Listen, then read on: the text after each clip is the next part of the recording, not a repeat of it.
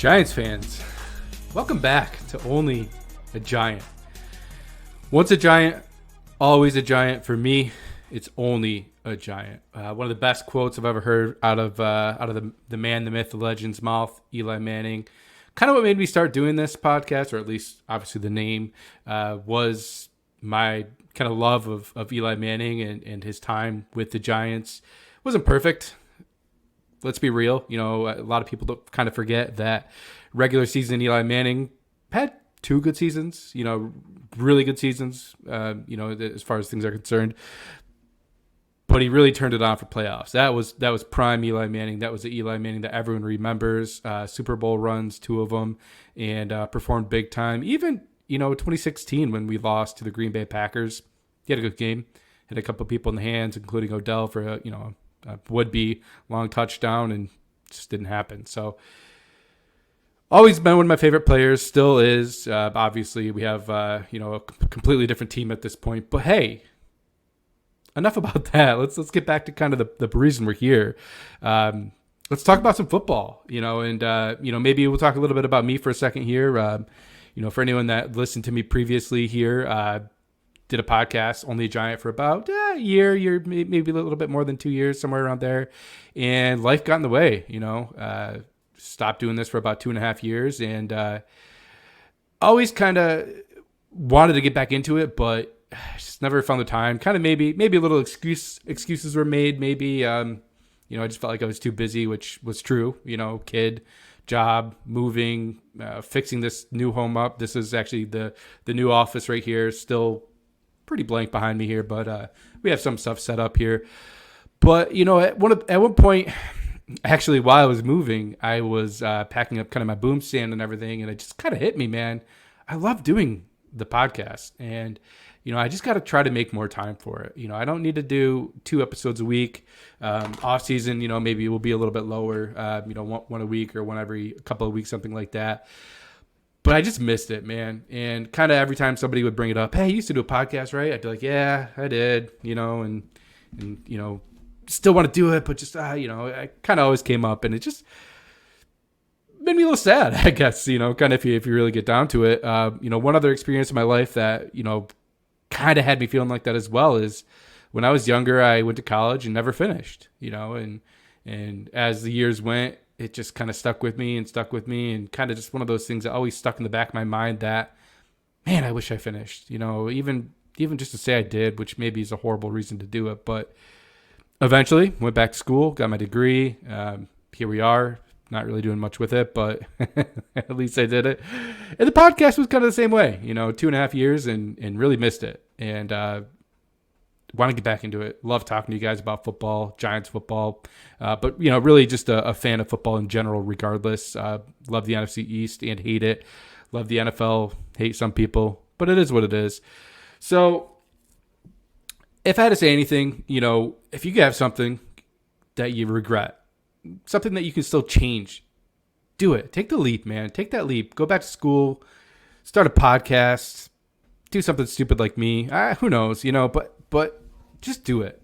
Give yourself that opportunity to make yourself proud of yourself, I guess, kind of, if you will. That's all I got. Sorry, I was on my soapbox there for a second, and we're back off it.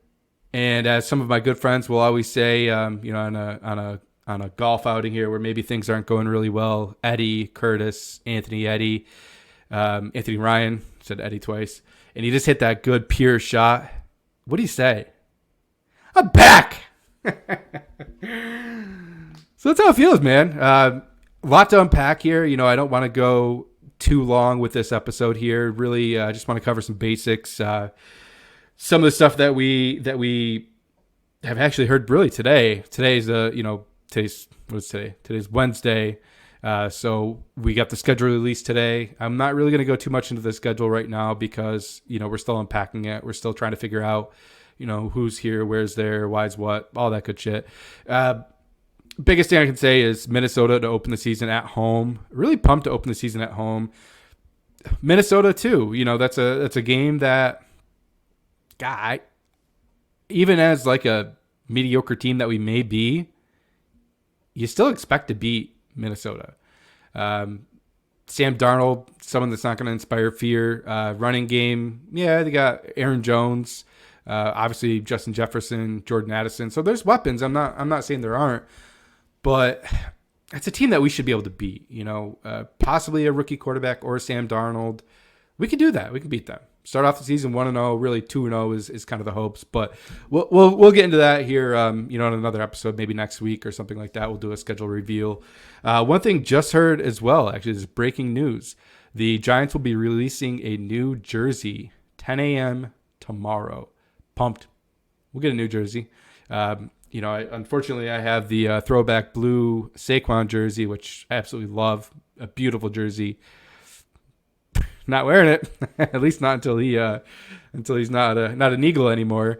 So that's something cool. 10 a.m. tomorrow. It looks like we should get that new jersey, or at least what it looks like. Another cool thing that just happened, which I never thought I'd see coming. Giants are on Hard Knocks now. HBO exclusive, obviously, but it's not your typical Hard Knocks. This is going to be January to July. So kind of cool. We might actually see, the ending of the season game against the Eagles where we won. Cool game to kind of come back to. Some people like that we won. Some people don't like that we won. Tomato, I guess at that point. I'm always for a win. I understand the idea of a win, a meaningless win, and some people think that's real, but I don't think there's a meaningless win. Ask Shermer if there's a meaningless win. Had we won one more game or, 2 more games, he might still be our head coach at this point. Who really knows? Probably not. But he may have lasted a little bit longer. Same with Joe Judge, for better or for worse. So, yeah, my assumption here is, at least, is you may see kind of the end of that Philly game, the whole Wink Martindale saga with the 24 sign on the play card, and his eventual departure and maybe some confusion. God, would we see that? Would we see the Giants ownership letting him know that they're firing his boy, the linebacker coach, Drew something, I believe, and Wink just running out the building? Like, would we see that? That would be honestly hilarious. I doubt we'll see that. But that whole saga, then, Kafka coming back and hiring Shane Bowen and kind of the whole Brian Burns trade, how all that went down. Do we hear about Darren Waller and maybe the conversations that the Giants had with Darren Waller when he let them know that he's considering retiring? What do we see? It's going to be kind of really cool to see. So I'm pretty excited about that. Then, you get into free agency, letting players go, Saquon, that whole conversation. We'll see how that kind of unpacks, and then getting into the draft and scouting and late draft night meetings and personality. Dable has a personality. Shane has a personality. Will be really interesting to kind of see how everything melds and what happens kind of behind the scenes. Do they show us trying to trade up for Drake May? I doubt it. I think they're probably not going to try to highlight that, but it happened. Drake May was probably the guy that I really wanted the most out of this draft. I didn't want to give up a haul, but I understand that the quarterback position needs to be fixed. We've been in this just quarterback purgatory hell since Eli Manning, and there really hasn't been an answer. And Jones showed promise his rookie year, and then the next year, it kind of regresses a little bit, some injuries mixed in, but a horrible offensive line, horrible offense, so you're kind of left every year. Like, okay, it's kind of hard to judge him right now. Let's try again. Let's see what next season looks like. Same thing the next season. Then you get to 2022 and starts off slow, but really kind of came on strong. And then you get to 23 and boy, guys, we don't even really need to talk about 2023 probably. I was at the Giants-Dallas game week 1, and it was just hell. So, yeah, sorry. Kind of went off on a little bit of a tangent there. But Drake May was somebody I wanted, but we'll see the draft. We'll see if they show, us going after him with the Patriots. I heard some rumors that, maybe Elliott Wolf liked the offers that we actually made when we kind of came back and made a little bit of a rebuttal. And then ownership, Robert Kraft, said no. We're not making the trade here. We're not doing that. I don't know how true that is. I have heard that from a couple different little sources that I have. I won't ever really claim to have actual sources, but just some people that have some information. So that'll be interesting to see. Then, kind of getting to the second round, third round, and the rest of the draft, and then rookie minicamp. We'll get to see a little bit more, maybe Malik Neighbors, a lot of stuff that wasn't really leaked from the camp, and OTAs. I'm assuming we'll see OTAs, so that should be fun to see. We won't see training camp, but that's okay. I think that kind of actually makes this better.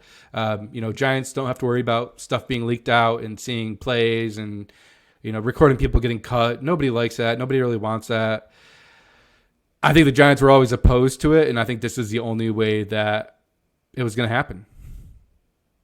So pumped about it. Really should be pretty cool to see this and watch it. Watch it come out. I think sometime early July it comes out. Around the same time, I believe that NCAA football comes out. I am pumped for NCAA football to be back. Me and a bunch of friends here, Eric, Bryce, Bart, Curtis was in on that for a little while. Some others, Tyler. Boy, we used to play that. We used to have a nice franchise, or dynasty, I guess what it was called at that point, and we used to play that year round.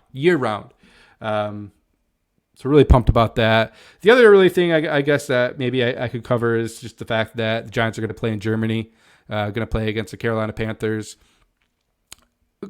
Cool. I think it'll be cool playing in Germany and kind of seeing that and establishing the brand a little bit more across seas. Granted, Giants are pretty recognizable, but it will be cool to see the Giants play in Germany, a 9:30 game, and then have the rest of the NFL games the rest of that week. Thursday night football, week 4 against Dallas at Giants Stadium. I'll probably try to go to that game again. Also Thanksgiving night, or maybe it'll be the 4:00 game. I'm not 100% sure yet. But we'll play Dallas again in Dallas Thanksgiving. That'll be really cool to see. It's kind of a lot happened today. Wow. Or at least the last couple of days. So that's kind of just a little bit of, just basic info, basic stuff that kind of happened here. So I guess what I was going to do here, kind of moving forward, don't mind me playing with my nose here, is talk a little bit just about the offseason in general. Bringing in Shane Bowen, kind of an interesting hire. I think at the time it wasn't really who I thought we were going to hire. But he comes in from Tennessee. Biggest thing I heard from him or about him is we're not going to blitz as much. That doesn't mean we're not going to get pressure, but the plan is to get the pressure with the up four people in the front and get most of your pressure there. It sounds like he likes to blitz out of the slot a little bit. And then you're going to have your 2 high safeties. They're going to rotate up, rotate down, probably be pretty active, all over the field. And I think the safety position is pretty important for that with this. And we'll kind of get to that with the Newbin drafting. But biggest thing I heard, I think, with Bowen is he's a good defensive coordinator with good talent. He needs a talent.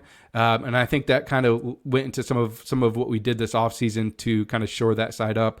If he doesn't have talent, and that's probably pretty common, I guess. If you don't have talent, you're not going to be great. But it sounds like with subpar talent, he just kind of was average. Where maybe somebody like Wink or even Patrick Graham was a little bit better at kind of being average with average talent. So that's kind of my 2 cents on Shane Bowen. I'm excited about the hire. I think it'll bring a little bit of a different defense to what we're used to, or at least what we saw with Wink. Sounds like there'll be a little bit more zone, 2 high safeties, but rotating up, rotating down, 3 safety sets, which I think we kind of have the making for right now, which will be fun to see. Kind of brings me back to, man, who did we have? Old safeties on the Giants. Jabril, Deion Grant. Oh man, who else am I blanking on? Thomas. I can't even think of the name right now. Antrell Roll. What am I thinking? And those may not even be the same 3 people playing together. I think Jabril Wilson honestly was back a little bit further back when actually the same draft Eli was, I believe. Love Jabril. Jabril was someone I was super pumped about when we got him in his rookie year. He kind of blew up. But yeah, Kafka comes back. Obviously, there's some friction there, and I think that's real. but I think Kafka is more of an adult maybe than Wink, in the sense that he was able to kind of work things out and talk with Dable and figure out the plan. It'll be curious to see who calls plays. Is Wink going to call plays? Wink.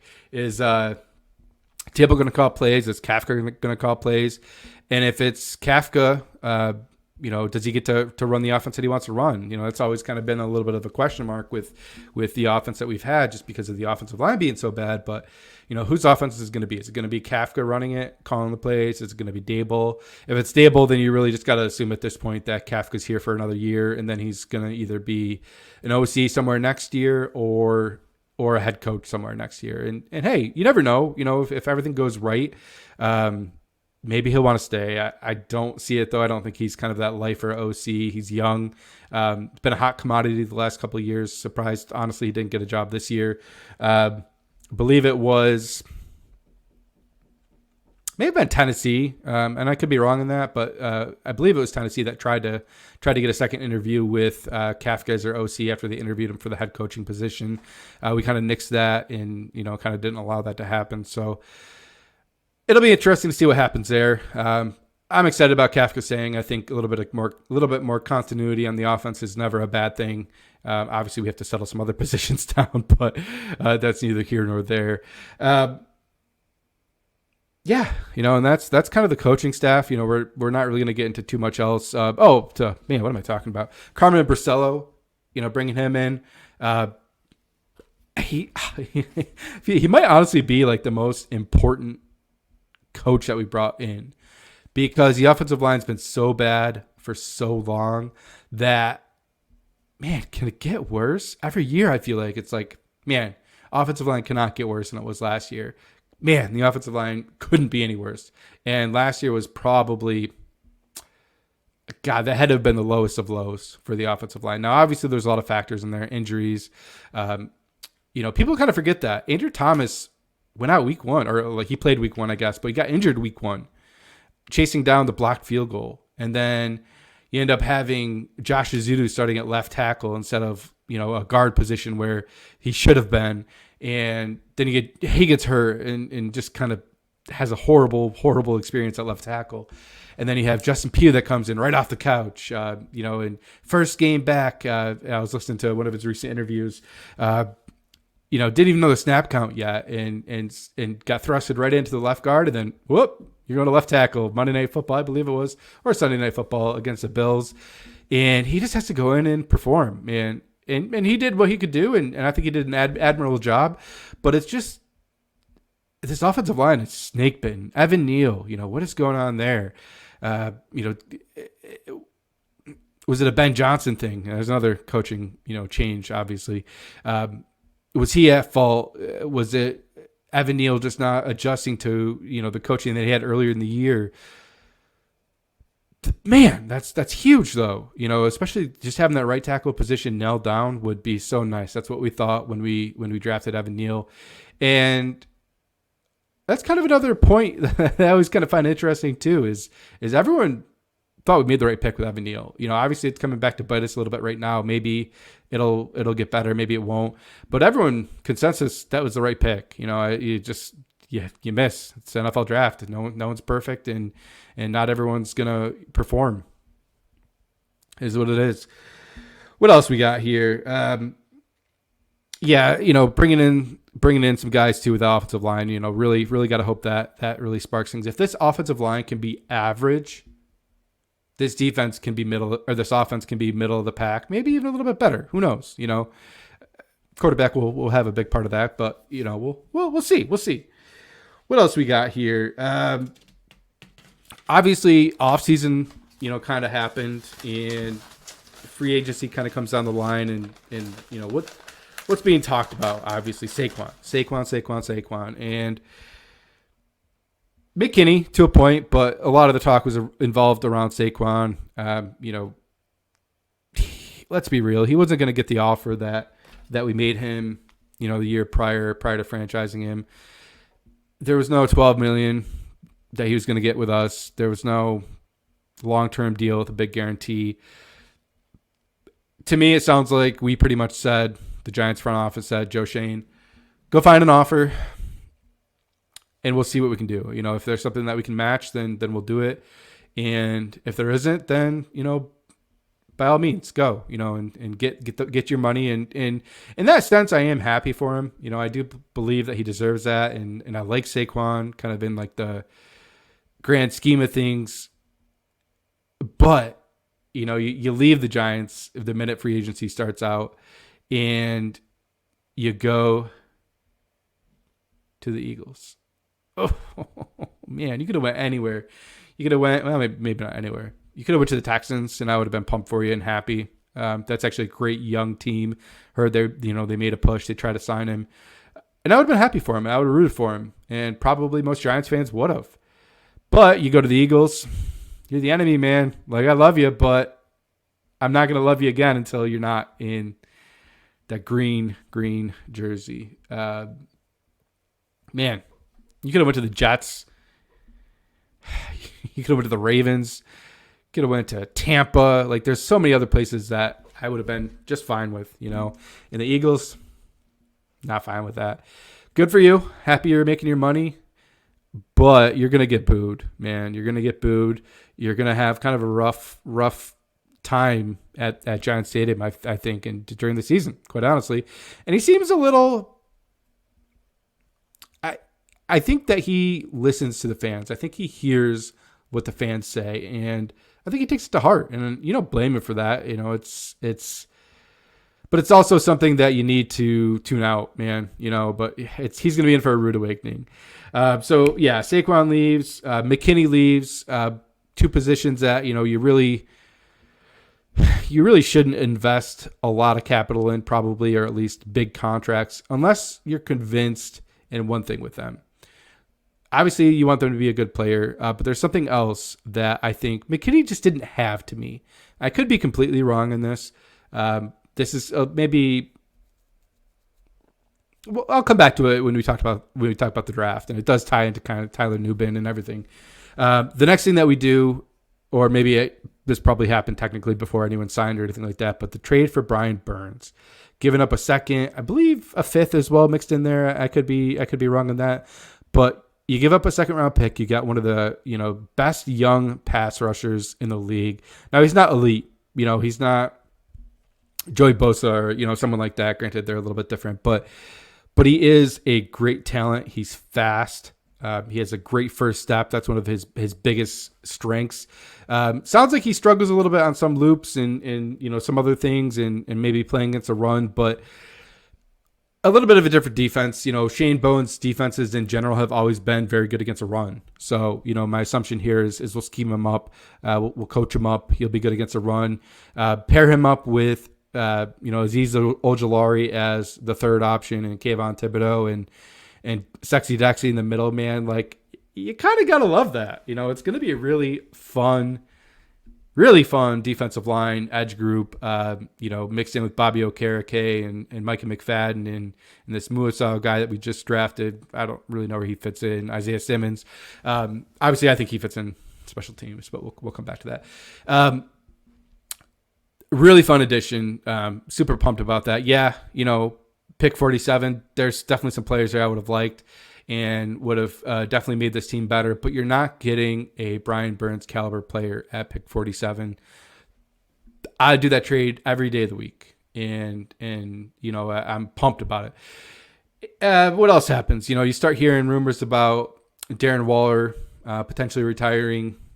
Is what it is at this point. I think when he is healthy, he can certainly contribute. He's got to get his mind right. Obviously, the divorce stuff's happening, and you don't like to hear that. You wonder if maybe there was like a relapse mixed in or something like that. I had a feeling that once the draft happened, he would announce what he was doing. Obviously, that has not happened yet. I thought maybe the Giants just asked him to kind of keep it quiet until after the draft to not reveal any, kind of draft strategy or anything of that nature. But who knows? If he's here, I think he's a great weapon to have. I think he can absolutely help develop Theo Johnson a little bit and help with some just veteran things that a tight end would know where Theo Johnson won't. And honestly, Bellinger may not. Bellinger's still quite young. I love Bellinger still. And if it's Bellinger and Theo and then Stoll and the other guys, I'm pumped with that. I'm good with that. But Darren Waller's a weapon. If we can get Darren Waller in there and have, two tight end sets with him and Theo, and you leak them both out, or you have Bellinger in the backfield as a blocking fullback or an H-back or something, man, that would be fun. What else? Lost Ben Bredesen in free agency. Not overly thrilled about that, but hey, it is what it is. And what else did we do? We signed some offensive linemen. We signed James Illuminor from the Raiders, somebody that I had my eye on pretty much the minute we signed the offensive line coach here that we did, Carmen Brasillo. He's somebody that I thought would make a lot of sense to come over. He could play tackle. He could play guard. The dude is just bubbles, man. He just smiles. He's happy to be in New York. He loves playing football. He hasn't played football for that long. Came from overseas, I believe, is what I heard, maybe London or something of that nature. Sounds like the perfect guy to bring in to help teach Evan Neal Brasillo's system. He can be a right tackle if we need him to be. He can be a right guard if we need him to be. He can be a swing tackle if we need him to be.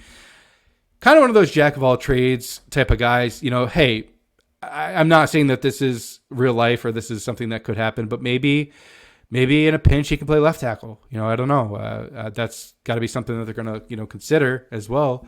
My assumption at the offensive line position is Evan Neal will have the kind of the job to start, and he'll have kind of a leash, but kind of a short leash. I think, week 3, week 4, if he is still not performing, he's healthy and he's not performing, or, if he's injured, and then obviously there's probably replacing him. But I think he's going to have a 3 to 4 week leash. And if that doesn't work, I think they will make the switch. After 3 to 4 weeks, if he's given up 5, 6 sacks, 7, who freaking knows, 12 pressures, I think they'll make the switch to Illuminor and probably start training Evan Neal at guard. What do you do at that point? You don't really want to trade the guy. It's you're not getting the value back for what he was, and if he's open to moving to guard, then we do it. I think that at that point we kind of make that switch. Let him get his feet wet, maybe rotate him in a little bit at one of the guard positions, probably wherever John Runyon Jr. is not. Sounds like Runyon can play left or right guard, kind of based off what I was hearing. Maybe he sticks at right or left. I apologize, but we'll see what happens there. But you try him at Evan Neal at right guard. You still have, Illuminor at the same spot there, and you can kind of play with it there and see what happens. What else do we do? Austin Schlottman, center. Aaron Stinney, somebody that may compete for the other tackle, other guard position. A couple other little minimal things, brought in Isaiah McKenzie and brought back Gunnar Olszewski and brought in another safety. I can't even think of the guy off the top of my head, the Eagles guy.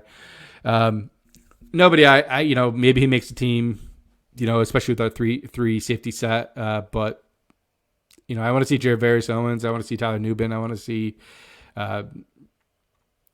kind of the young guys get their looks and see what we have. Dane Belton in that 3 safety set. I'd love to see. So we'll see what happens there. What else happens though, guys? We signed Stinney, we signed Schlottman, we signed John Runyon Jr., we signed James Illuminor, and there may even be another guy or two in there too. But you get to the draft after that, and the 2024 NFL draft, one of my favorite times of the year. We always go over to my buddy Curtis's house to watch it, and we have a great time. Great time with it. Highlight of my year. It's always one of my favorite times. It really kind of signifies the switch from kind of off season for me to preseason, kind of gives you that window that, hey, football is almost back. My targets for the draft, obviously Drake May. You wanted Drake May. Caleb Williams, pipe dream. It sounds like we did actually go after him a little bit, or at least to try to make a trade with the Bears. Drake May was kind of my next quarterback. I had him similar to Jaden Daniels. I think Jaden Daniels has a lower floor, maybe a higher ceiling than Drake May, but I think Drake May has a safer ceiling and a safer floor and a very similar ceiling. So to me, I like Drake May, and really that's kind of who I wanted. I think it's time to make that switch from Daniel Jones, but we didn't get it, and that's okay. We're still here. I like that we didn't overpay. We made some offers. We tried to make it work. It didn't work. Okay, you move on. What are you going to do at that point? You can't go crazy. Is he the next Eli Manning? I like the idea of Drake May, but I don't think he's the next Eli Manning. And you move on. You pivot. What's the next plan? I think the next plan was, well, I guess we all kind of know what it was. The next plan was Malik Neighbors. We had him. We had Rome Odunze on the board, and we went Malik. And that was the right pick. Really nobody else. And I'm going to kind of pull it up, the tracker here, just to kind of, see who went around there and maybe after. But round one's pretty chalk, honestly. We knew Neighbors was probably the guy. Maybe Rome Odunze was potentially the guy as well. They made their choice with the guy that's quicker, shiftier, more explosive. I love the idea of Rome Odunze, but what is he? He's a bigger receiver. Can obviously run routes. He's fast, maybe not as fast as Malik. He can make those contested catches, but that's where Daniel Jones doesn't really excel. Daniel Jones needs someone that can get open quick, create separation, kind of the stuff that Wan'Dale does. And I think it'll be a good fit with this offense. The speed, the ability to attack all three levels of the field, mix him in. Can you just imagine on Sunday, guys, week one, you put Wan'Dale in the slot. You have Malik Neighbors on the left, and you have Jalen Hyatt on the right. What do? You have maybe Theo and Darren Waller or something. Who knows? In the middle, and man, just the mismatches that can create. Now, yes, the offensive line needs to block, and it kind of is what it is there, and we all know that. We just got to hope that the offensive line can be average. We don't need the offensive line to be a top 10 unit. We just need average right now, just to give Daniel Jones a chance to get through his reads or his first two reads, and make the right decision and deliver the ball where it needs to be delivered, and that's where I think that'll help. Your first read. Malik, he's great at staring down his first read, and teams are going to know that. But hey, you know what? You have an average offensive line this year as opposed to last year. We're dead last. I mean, it was so bad last year, guys, and that's where it just has to be a little better. Let's just be average. Hit the first read, Daniel Jones. If it's not there, you look at Wan'Dale somewhere. You look at Hyatt. 1, 2, 3. Neighbors not open. Wan'Dale coming across, not there. Look deep. I don't know. Just an idea. Obviously, we know he doesn't like to really throw the ball deep either, but that's got to change. Something's got to give this year with Daniel Jones. He's kind of in that moment again where, when Dable and Shane came here, that wasn't their quarterback, and we all knew that. They didn't pick up the fifth-year option, so it was kind of like a prove-it year. And I think he's kind of back there again, but the difference is this is like you can't go 15 and 3 for touchdown passes and barely throw the ball and have some good running yards this year. You need to go like 30 touchdown passes and 12 interceptions, 10 interceptions, mixing the run a little bit obviously too. And that's a big ask. But, winning obviously cures all a little bit as well. But I do think that if Daniel Jones has any shot of being our quarterback past the 2024 season, he needs to have a great year. I don't know that he has it. I'm willing to give him the chance. He is the Giants quarterback at this point. Everyone talking about Drew Lock, supplanting him and competing. I don't really buy it. I think this is Daniel Jones' team until the coaching staff says otherwise. So I think Daniel Jones comes in. Yes, I think he'll be healthy for training camp and be ready to go. Maybe they limit him a little bit. But think about preseason. Preseason games, 3 of them I believe there is. Last year, barely played. This year, guarantee he's going to be playing a lot in the preseason if he's healthy and able to go. They're going to have him with the first team for a while. They're going to have Drew Lock with the first team for a little while, I bet, just to kind of give Drew Lock a little bit of experience with him. Bet this year, preseason's going to be a little bit different. I felt like last year we barely played starters, and man, we just did not look prepared week one. So I really think they're going to play the starters a lot more this year than they did last year. So after that, you get into the second round, and you kind of have this crazy run. Keon Coleman, Jerzon Newton, kind of guys I was looking at. Braden Fisk, Cooper DeJean would have been a person I loved. At our pick 70. Max Melton, he was another one that I loved. Really, really wanted him in the second round. Didn't think he would make it, and I was right. He didn't. The other person that honestly I was pretty pumped about in the second round was I can't even think of his name now off the top of my head. The Connecticut guard, Christian Haynes. Christian Haynes was a guy I really wanted in the second round. Looking back, obviously he didn't go in the second round. He ended up going in the third round. So, maybe there's more that the scouting department saw that we don't see as fans. And, all I can do is kind of watch what I can watch and see what I can see, But you look at our offensive line and the unit itself, Aaron Stinney, Schlottman, John Runyon, James Illuminor, Andrew Thomas, Evan Neal. Like we have, I know there's more. Josh Azudu, Marcus McKeithen. We have so many players at that position, or the offensive line group in general, that it probably didn't make a lot of sense to draft somebody unless they were staring in the face with kind of the best pure talent, and he just had to go there. But I really think they want to still give Josh Azudu a chance to contribute. It wouldn't shock me to see him be in rotation as one of the guards, as long as Evan Neal is staying at right tackle. Give him a chance to kind of win one of those positions. Who knows? I could be wrong on that, but he is a third-round pick. They still want to see him develop. Last year was a little bit of a crap year for him because he never even really got a chance to play guard. He played guard for one game maybe, and then got forced over to left tackle, and then he got hurt, and the rest was history. So, in the second round, I really wanted Christian Haynes. Didn't happen. We get Tyler Nubin. So this kind of rotates back to my point with McKinney earlier, how we did not bring McKinney back. Obviously, you wanted McKinney back. It is what it is. We don't have him. It is what it is. The contract was expensive. If you ask my friend Eddie, the fact that we drafted a safety after clearly not wanting to pay a safety is an issue. Maybe, kind of a waste of a second round pick if it just insinuates that we're not going to sign him because we don't want to pay safeties. I agree to a point. Okay. My thing though, with specifically Tyler Nubin, and maybe there were other safeties they liked and maybe some fit different roles or whatever, but Tyler Nubin, to me, just how he speaks, how he talks, he is so excited to be here, and he is a born leader. He has leadership qualities. He wants to be a great leader.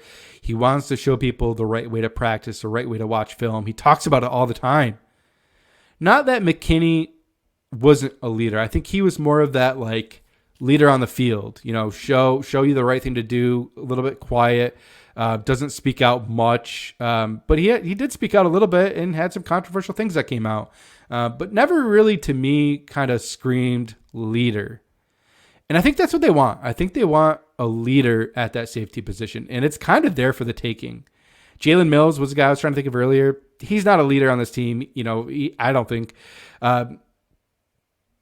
Jason Pinnock, I love Pinnock. I'm super pumped that we got him. I think he is kind of that like up and up. Like he's getting better every year. He's still fairly young, but I don't know. I don't think he's that kind of vocal leader that the Giants wanted. And I think they want a vocal leader on each spot of the ball. You got Dexter for the front. You have Bobby Okereke at the linebacker position. And then you have Tyler Nubin. Guarantee he's going to start day one at one of those safety positions. And I really think that's kind of what this was about. Not paying that position to be able to pay, give Brian Burns one of the most expensive contracts for an edge rusher. Kind of use that money for that specifically. And then bring in this young guy, Tyler Nubin, who bloodlines or at least, college lines with Minnesota has developed some great safeties. Antoine Winfield's the reason he's wearing 31. Antoine Winfield just became the highest paid safety in the league. Whoa, so I think there's something to be said for the leadership quality with Tyler Nubin. Now, he's a great player. It sounds like he's, obsessive with watching film, studies, does all the right things. Obviously, he's a second-round pick. He wasn't a first-round pick, so you got to see this translate to the field. He's a rookie. He's going to have rookie bumps along the way. But if he can be a leader in that secondary and kind of do what you need to do, get the safeties lined up, get the corners where they need to be, I think that's what that's about. Because I love Deonte Banks, too, in the secondary. Doesn't scream leader to me. Cordell Flott. Dude is 21 or 22. I think 22 still. Dude is young. Not a leader. Not a leader. Or Dory Jackson left, and maybe he was one of those veterans that kind of was a leader, but I feel like the secondary kind of didn't have that leader. And now maybe we do. I think that's kind of what that pick was about. Now, other players that kind of went after our draft pick at 70. Let me just take a quick gander here. Oh, it wasn't 70. What am I talking about here? I can find our pick. I can do it. Yeah, here we go. Tyler Nubin, pick 47. Wow. So, man, don't mind me, guys. Pick right before Jonathan Brooks.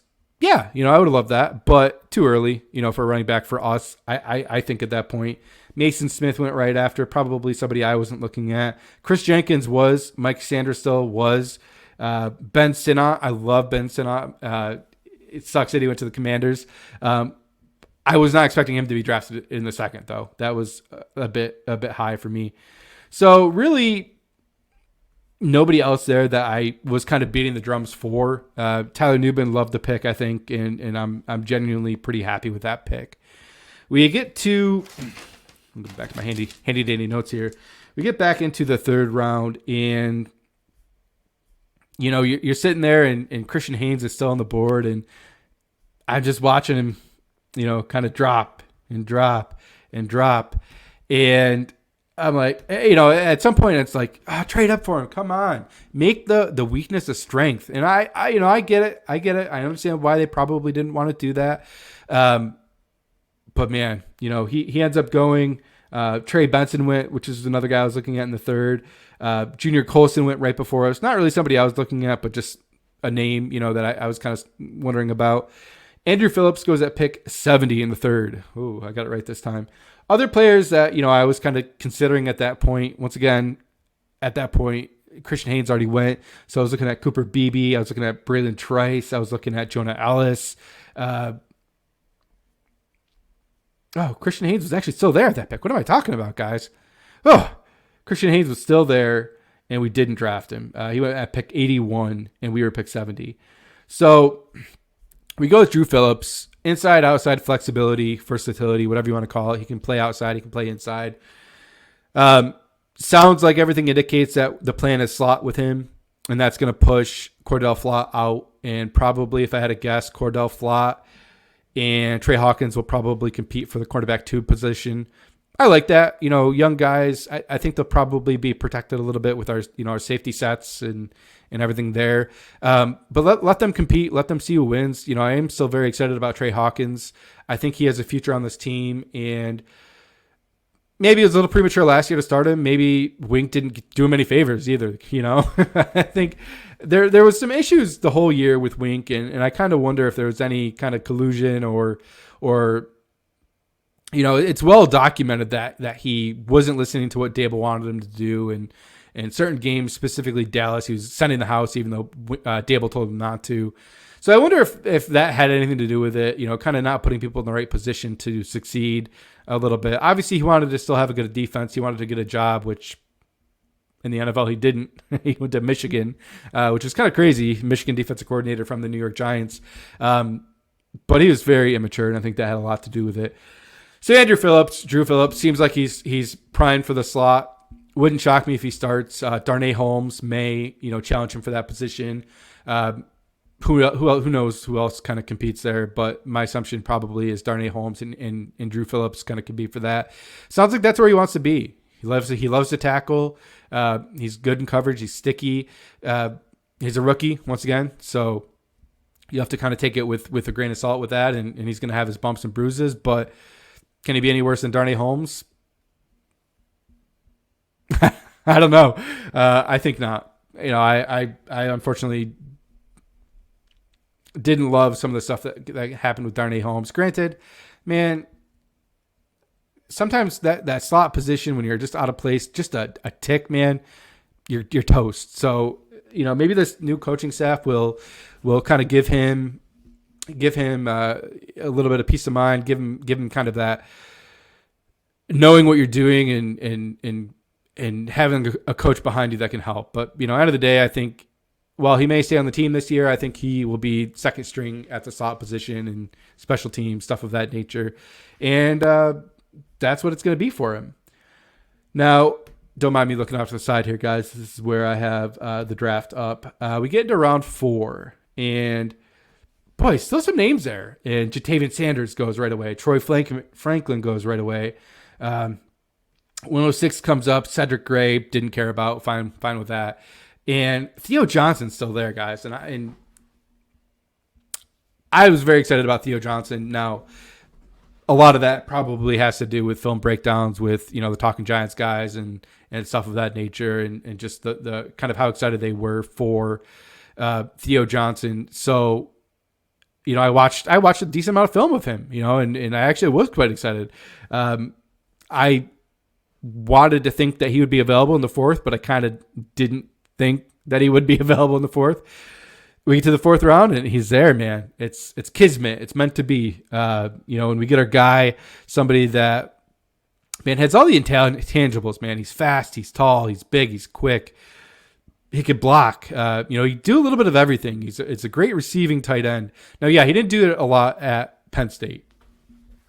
I think he had 7 touchdown catches his senior year, but man, that offense with Penn State was abysmal. Your production in the NFL does speak something, but I think once he gets to the NFL, in college, but once he gets to the NFL in a functioning offense, hopefully a functioning offense, I think he can develop into something. Now this year, we'll see. A lot will depend on Waller coming back. If Waller comes back, he'll probably be, the 3rd or 4th tight end, just kind of based off the packages of what they're looking for. I imagine Stoll will be here as a blocking tight end. I think they signed another guy too out of Denver. Name slips my mind right now, but if Darren Waller doesn't come back, which kind of sounds like that's the case, I think, man, he slides right in as that number 2 tight end. Does he replace Bellinger at some point throughout the year? Maybe. But I do like Bellinger a lot as well. And kind of those two as a 1-2. Kind of sexy.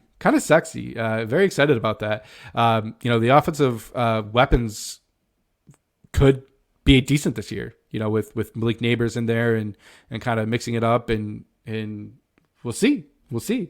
Who else went right after the Giants? Kyrie Jackson, cornerback out of Oregon. Somebody I was definitely looking at. Javon Baker, definitely a guy to keep an eye on. He's someone for me with like dynasty leagues or startup leagues or any type of keeper league. Get that guy. I think he's going to be good, man. I think Javon Baker out of UCF is going to be a stud in this league. May not happen this year. Maybe, there's some development there, but he's going to work. He's going to be that guy that's going to put in the effort, and that's going to happen. Who else? Man, Tyrese Knight was the guy I was looking at. Mason McCormick, Jalen Wright was still there. Definitely some names that I was looking at. Malik Mustafa. That's about it. Kind of at that point. TJ Tampa actually had a pretty big fall, and that is surprising. Somebody that I thought was going to go in the 2nd round, but big slip there. Braylon Allen also was a running back I really liked. He went at the end of the 4th. Running back out of Wisconsin, somebody that I thought could kind of come in and potentially be a bell cow back, somebody that could be a 3-down back. Now, obviously, he goes to the Jets, and Breece Hall's there, so it will be kind of interesting to see how that correlates for them. But 5th round comes around, and who do we get? Where are my notes? I'm blanking. That's okay. 5th round, I believe, was Tyrone Tracy, running back out of Purdue. I'll verify that here in a second. I need the music from Offspring, one of the Offspring albums. They do like a little intermission part, and it goes do do do do do do do do do do do do do do intermission. Side note, don't mind me, guys. So Tyrone Tracy in the 5th round, and a running back that hasn't been a running back for a long time. Definitely a little bit newer to the running back position. Always kind of had the skill for it. One of his interviews recently, I thought was, kind of spoke volumes. One of the reporters asked him if he would have been drafted as a wide receiver, and he said, honestly, probably not. He was an average wide receiver. He can be a good running back. Dude looks kind of jacked too. I'm excited about him. Definitely has the receiving weapons, has the wiggle.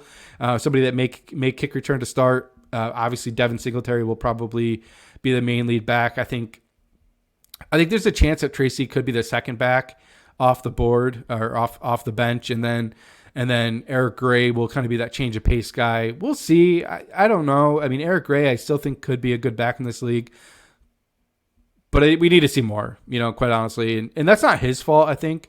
Saquon with this offense, the offense was very Saquon centric. A lot of other running backs didn't get a lot of carries last year. It was really Saquon, and maybe a carry here or a carry there for other people. So Tyrone Tracy is going to come in and really kind of give us a chance to kind of have a good kick returner with these new rules that may be able to kind of make a difference, and then come in and really kind of spark the offense. He's got the speed, he's got the skill, somebody that I really think can kind of come in and contribute pretty much right away. I'm not saying he's going to get 10 carries a game, but maybe 3, 4, 5, and kind of see if he can create some explosive plays, and then kick returns. 6th round, guys, we're not going to kind of go crazy about this, but Darius Muasau, linebacker, played for UCLA. Another high energy guy, special teams guy, seems excited to be here. Has experience with Coach Gabriel, who's the other special teams coordinator that we brought in. Another coach I didn't mention earlier. But it'll be nice to potentially have a good special teams unit again. Definitely sick of what we saw last year and kind of years prior. I think he'll come in and contribute right away on special teams. Maybe that gets him a couple snaps on defense, and maybe we see if he can contribute on the defense, behind McFadden, or if McFadden gets hurt, or Okereke gets hurt, or Simmons, maybe isn't here long. Who knows? Interesting guy. Not a lot to say about him. That's all I got for there. So, guys, that kind of wraps up the draft. We're pretty much at the end of this. Obviously, the schedule just came out. I'm not really going to talk about that right now. I think I'll probably do another episode here at some point within the next week or so with the schedule and record predictions, something of that nature. The only other thing I wanted to really talk about, and this is kind of a conversation I had with a couple friends, what is this offense going to look like in 2024? Obviously, we don't know. We don't. But the interesting thing to me is I think this offense always needed that explosive wide receiver. I think that's why they liked Hyatt so much. Granted, he's the 3rd round pick and, a little unpolished, had a lot of work he needed. But I think this offense is going to rotate this year from obviously a running-centric team that was trying to pass but just couldn't, so they just kind of jammed the ball down people's throat. Yeah, that was probably offensive line. Yeah, that was struggles with the quarterback position, kind of all that stuff. But I think it's going to change, and it's going to rotate from Saquon to Malik. And obviously I'm not saying anything earth-shattering here. We know this. They didn't draft him 6th overall to not feature him.